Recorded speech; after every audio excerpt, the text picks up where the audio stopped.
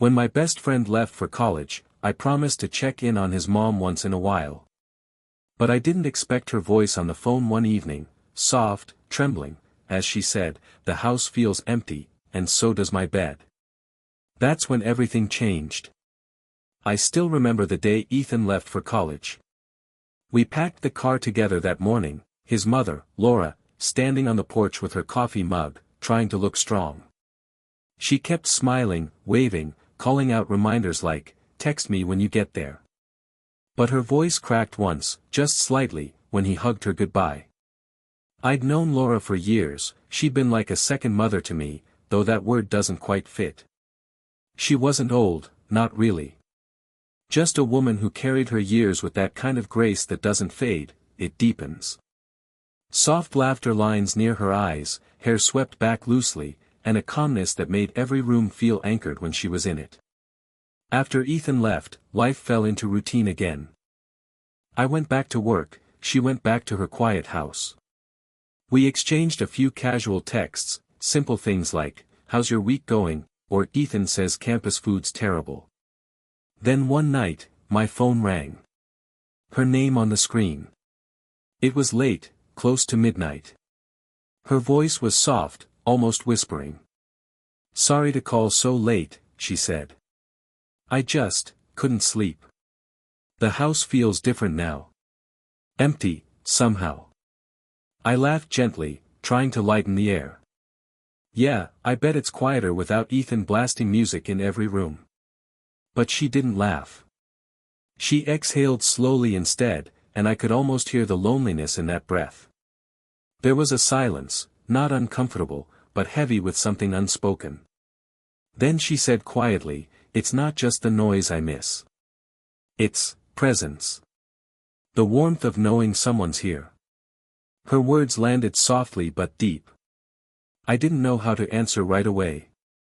I looked around my own apartment, lights dim, the hum of the fridge, that same quiet she was describing.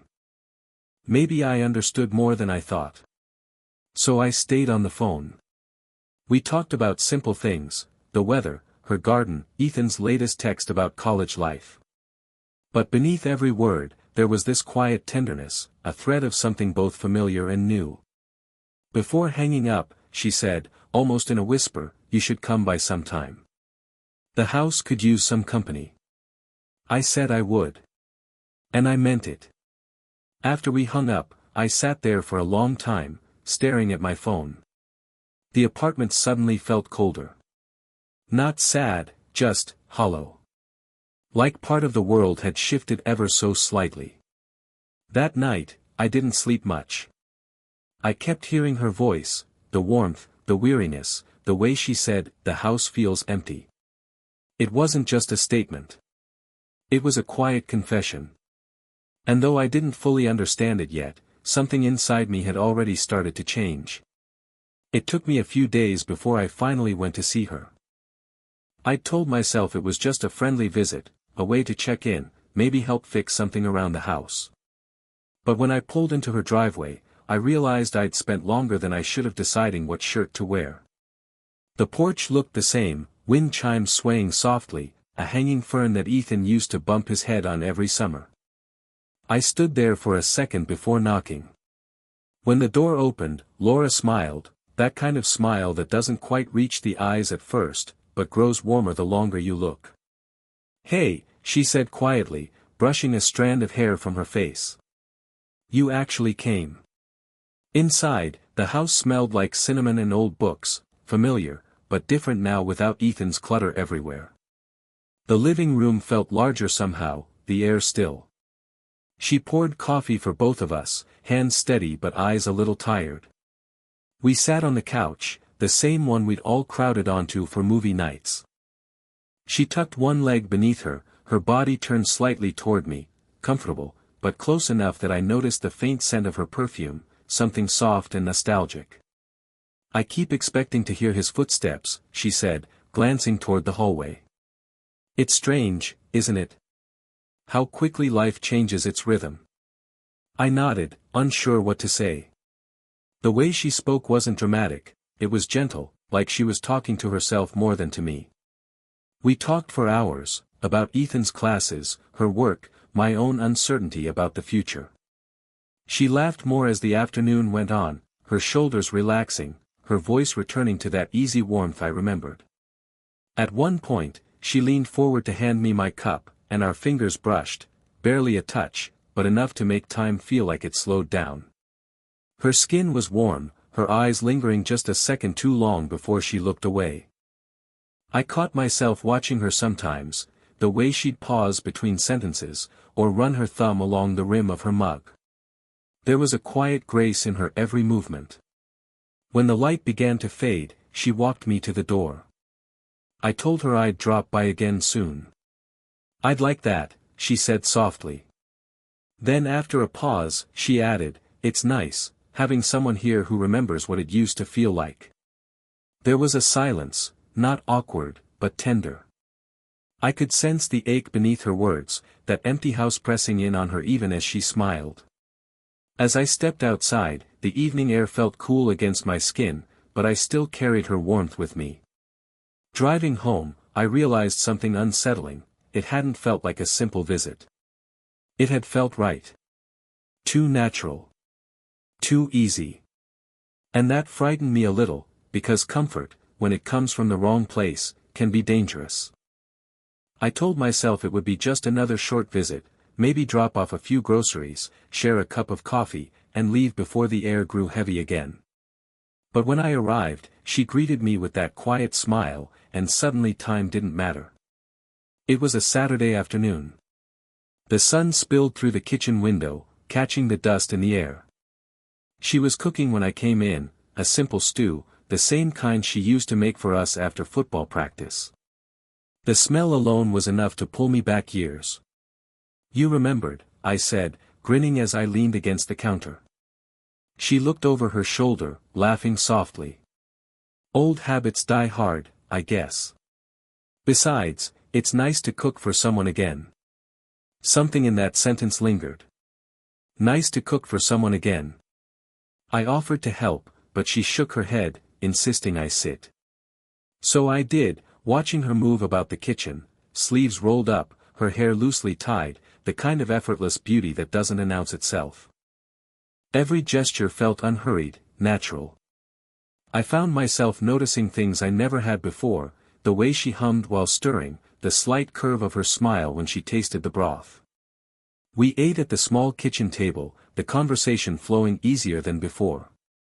She asked about work, about my plans, and somewhere between stories, she reached out, resting her hand lightly on mine as she laughed at something I said.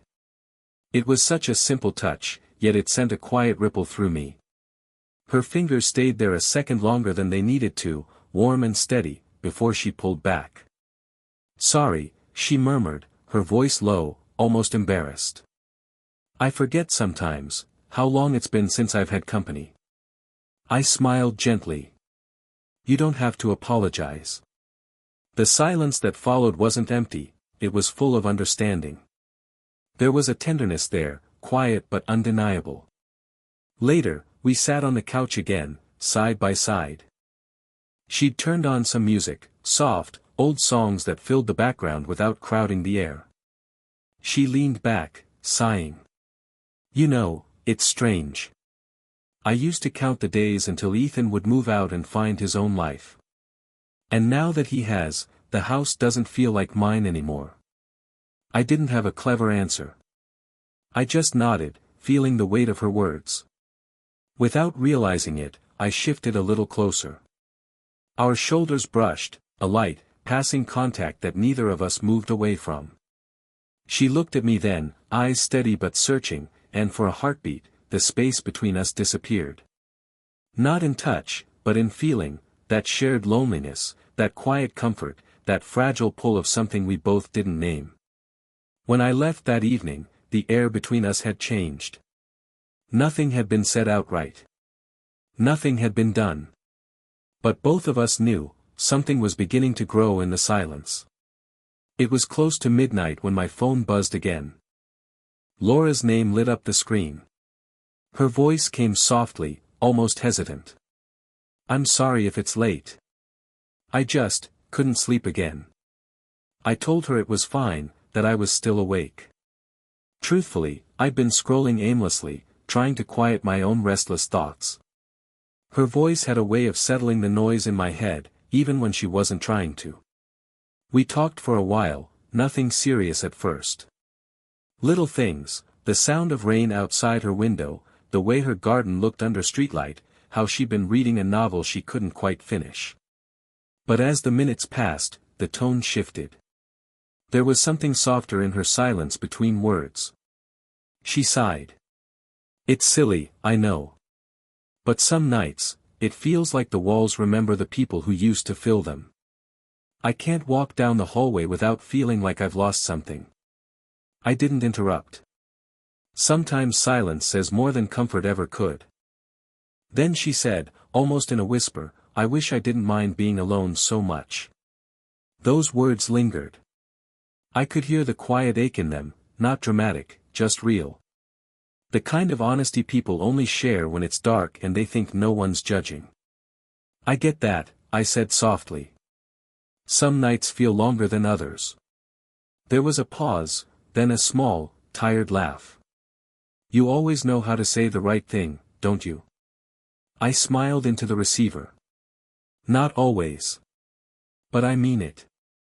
The line went quiet again, but not empty. I could hear her breathing, slow, steady. The kind of sound that makes you feel close even when miles apart. You should come by tomorrow, she murmured after a while. Maybe I'll finally sleep after some company. I hesitated for a moment. It wasn't the invitation itself, it was the tone. There was no flirtation, no hidden message. Just a woman reaching for connection, and a part of me that wanted to answer that call more than I wanted to admit. I will, I said finally. We'll have coffee again. Maybe talk until you forget the clock. She laughed quietly, that soft, almost musical sound that had been missing for so long. Good night, she said. Good night, I echoed. But even after we hung up, I didn't sleep. I sat by my window, listening to the rain, replaying her voice in my head, how gentle it had sounded, how tired, how real.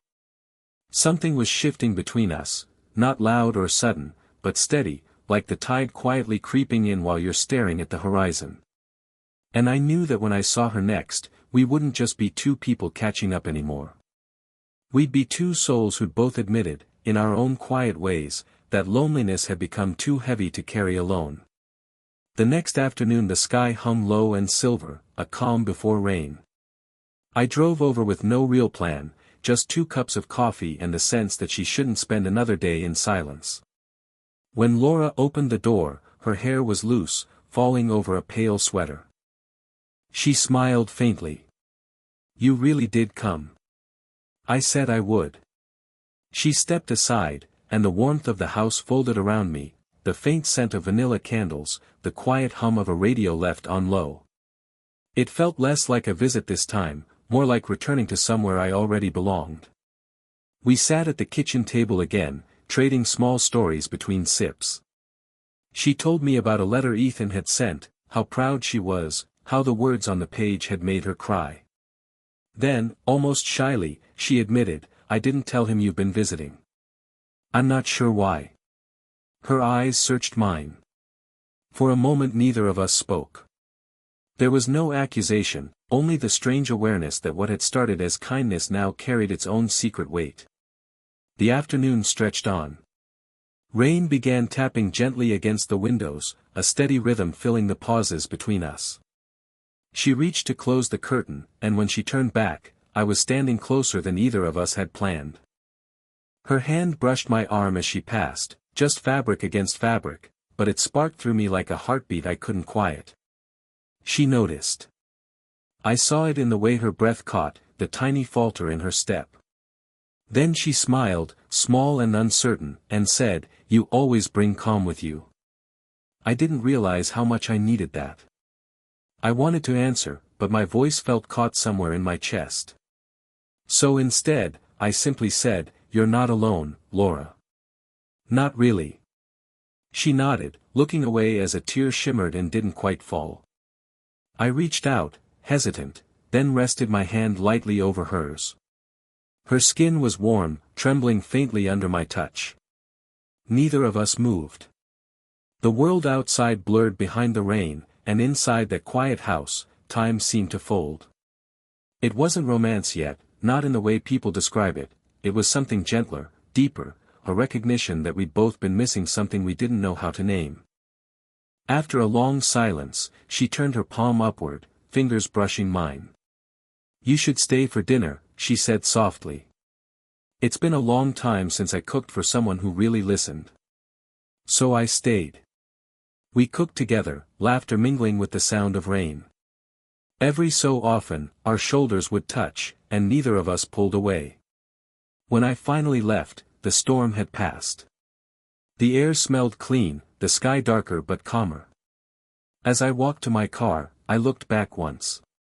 She stood at the doorway, arms wrapped loosely around herself, that same soft smile lingering.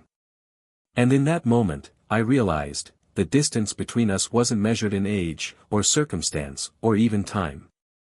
It was measured only by the space we allowed our hearts to keep. And that space had quietly disappeared.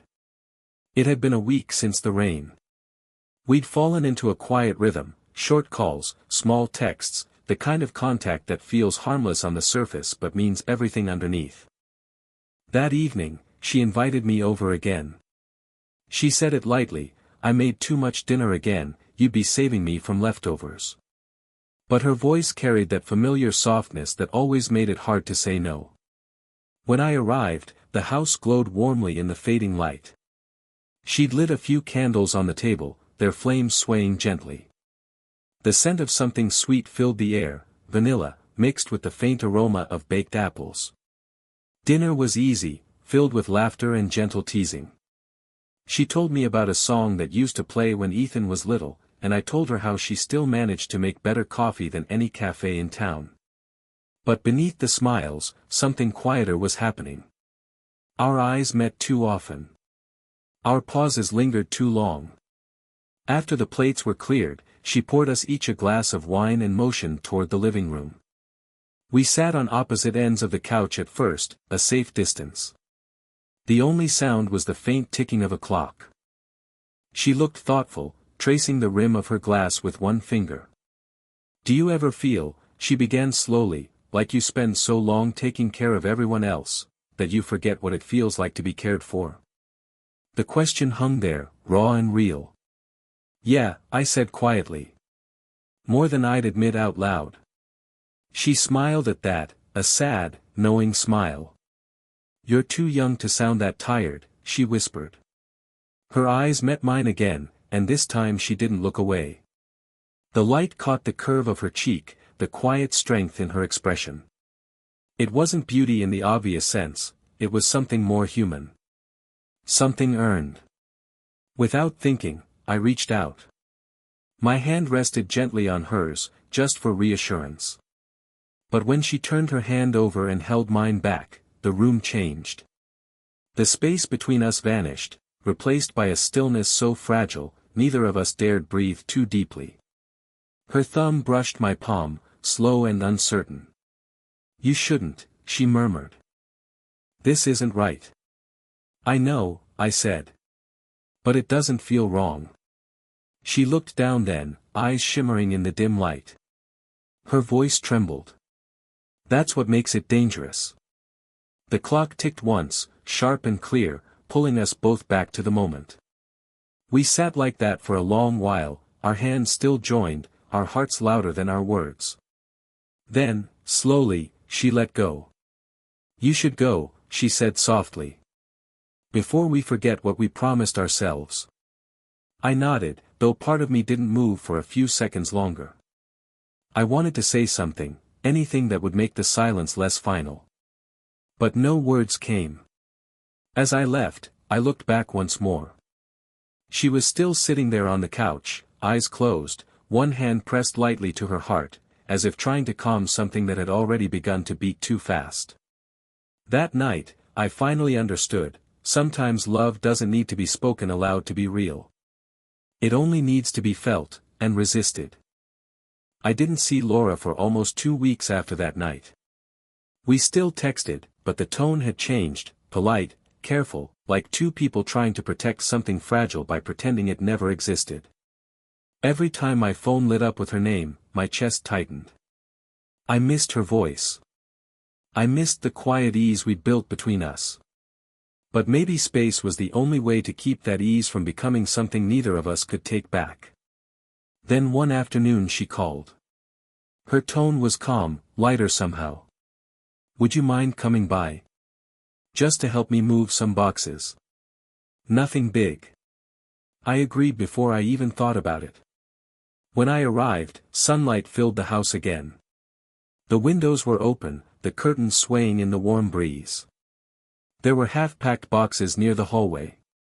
She was rearranging things, photos, books, little pieces of a life she'd once shared with Ethan. I think I'm finally ready to make this place mine again, she said, smiling softly. It's time. I helped her lift boxes, sort through old memories. We laughed at the awkward photos from high school, at the paint stains on Ethan's old desk. It felt good, simple, like we'd both finally learned how to breathe in the same room again. At one point she pulled out a framed photo, the three of us standing in the backyard years ago. Her arm was around Ethan, but her other hand rested on my shoulder. She looked at it for a long time before setting it aside. You were just a boy then, she said, her voice catching slightly. And somehow, you grew up right in front of me. I didn't answer. There was nothing to add. We finished the last of the boxes near sunset. The house looked lighter, freer. She poured 2 cups of tea, and we sat on the porch, watching the sky turn gold and then violet. You know, she said quietly, what happened between us, or almost happened, it wasn't a mistake. I looked at her, uncertain. It was 2 people trying to fill a space life had emptied. But we don't have to carry guilt for needing warmth. Her words were gentle, steady. They settled somewhere deep in me. I nodded. You taught me something, Laura. She smiled. What's that? That sometimes love doesn't mean possession. Sometimes it's just presence. The kind that leaves you better than it found you. She looked at me then, really looked, and her eyes softened. Then I guess we did something right after all. When I finally stood to leave, she reached out, touching my arm, a light, steady touch that said everything we'd left unsaid. Take care of yourself, she whispered. You too, I said. I walked down the porch steps slowly, the evening air cool against my face. Behind me, the wind caught the chime by the doorway, soft, familiar, the same sound I'd heard the day Ethan left for college. This time, though, it didn't sound lonely. It sounded like peace, the kind that comes when you've loved quietly, honestly, and enough to let go. If this story touched something quiet inside you, don't forget to like, subscribe, and share it with someone who believes that love isn't always loud, sometimes, it's just 2 hearts finding peace in silence. And if you'd like to hear more stories like this, slow, real, and deeply human, stay with me. There's always another story waiting in the quiet.